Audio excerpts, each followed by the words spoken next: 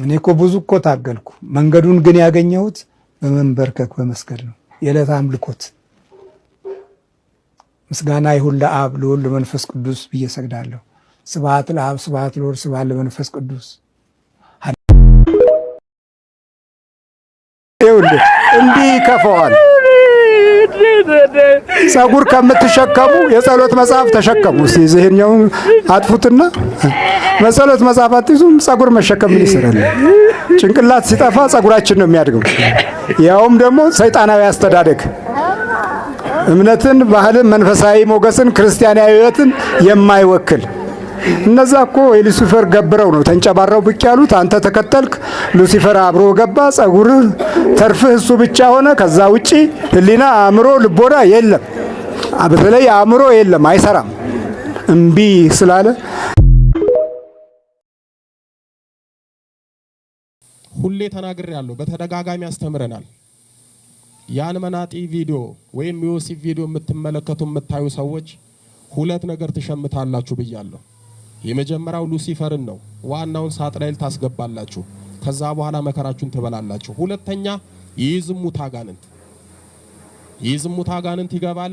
ያንን ከተመለከታችሁ በኋላ 24 ሰዓት የምታስቡት፣ የምታወጡት፣ የምታወርዱት፣ የምታንሰላስሉት ዝሙትን ነው። ከዛ በኋላ ዘማይ ትሆናላችሁ። ዮሴፍ ቪዲዮ የሚመለከት ሰው ወደደም ጠላም ከሁለት አንዱ አሊያም ሁለቱን ይሰራል። የመጀመሪያው ዝሙት ነው። ያንን ይመለከታል፣ ያ መንፈስ ይገባል፣ ከውስጥ ሆኖ ይገፋዋል፣ ዝሙቱን ያመቻችለታል፣ በዝሙት ይጥላል። ሁለተኛ ያንን የሚመለከት ሰው እየተመለከተ ያለ ስሜቱን ሰውነቱን መቆጣጠር ስለማይችል ሳይወድ በግዱ ተገዶ ግለ ወሲብ ይፈጽማል።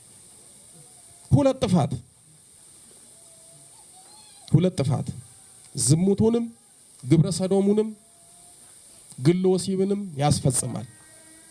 በጣም ልትጠነቀቁ ይገባል።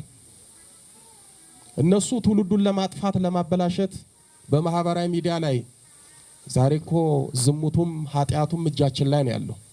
ጽድቁም እኮ ያለው እጃችን ላይ ነው። ዛሬ ስልካችን ካወቅንበት የምንጸድቅበት፣ ካላወቅንበት ደግሞ በነፍስ በስጋ የምንጠፋበት ነው። ያወቀበት በስልኩ ጽድቅ ይሰራል፣ ጽድቅን ይሰማል፣ ወንጌል ይሰማል፣ ብዙ በረከት ማድረግ ይቻላል። ያላወቀበት ደግሞ መጥፎ ነገሩን እየተመለከተ አጋንንቱን ይሸምታል፣ ኃጢያቱን ይሸከማል።